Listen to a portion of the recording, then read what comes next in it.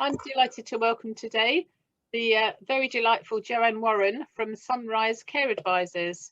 Welcome to the show, Joanne. Thank you, Elaine. It's lovely to chat with you. So when we spoke on a networking platform, you shared some of your story of how you became involved so personally with giving advice on care homes and care guidance sort of thing. And it's a topic that a lot of people are very interested in, because we're all, as we're all aging, we're all having to deal with elderly parents and so on and so forth. But it can be quite a minefield, can't it? Oh, it certainly can. And that was exactly what my mum, my sister and I found. I don't know, it must be probably 7-ish years ago now, when we first came up against adult health and social care in England. So yeah, it is a minefield, and what I learned personally, I've been able to put into excuse me, good use for my families that I support now. And how long ago was it that you had this issue, and what was the nature of the issue? Why have you kind of got so much passion about this topic? Well, the situation, actually, my mum, my sister and I were very much in the situation now that many of the families that come to me are. So children in their 50s, plus or minus a few years, working full time, have a career, have a life, maybe don't have young children, but have dependent children still if they're at university, etc. And then you have an elderly loved one, in this case our mum, who with increasing care needs. And what's generally happening nowadays is that we're living longer and healthier.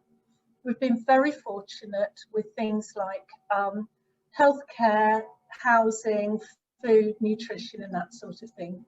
And most of us don't work in as many heavy industries, so we don't tend to die at 60 or 70 with an acute stroke, heart attack or whatever. These things are managed with medication and food and other ways of managing them. But then what happens, and was happening with my mum, mid to late 70s, you've collected maybe several chronic illnesses and everything's going fine, but if something goes off kilter for whatever reason, then you can end up in the loop of more GP appointments, more tests, maybe more consultants, maybe an A&E admission with a fall or an infection or something like that.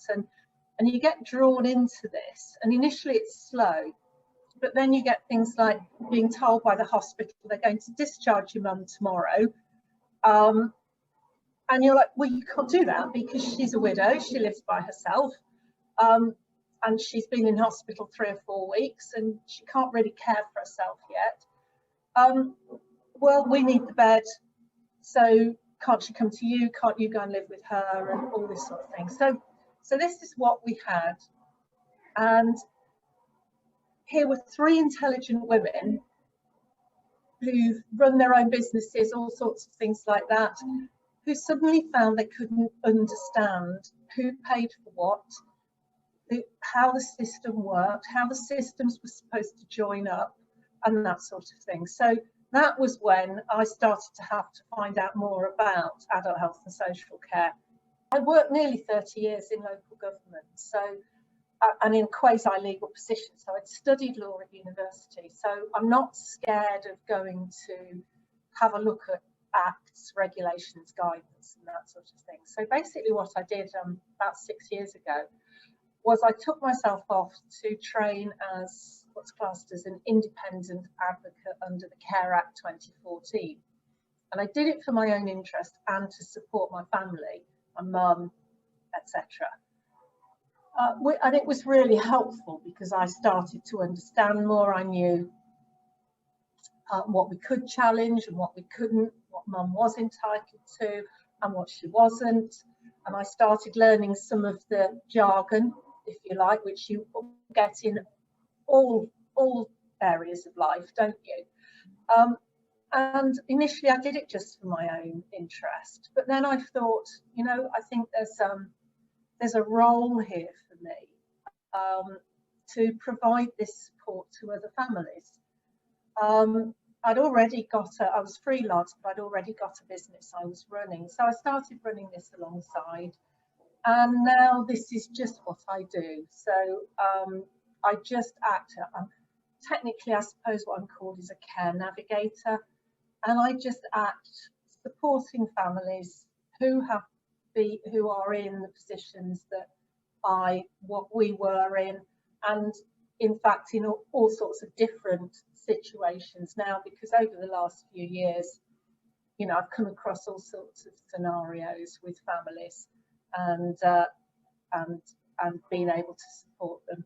But effectively, it's always people that the older person will be above retirement age in England, and in that adult social care, adult health care, NHS area, and sometimes, you know, falling through the gaps, sadly. Yeah.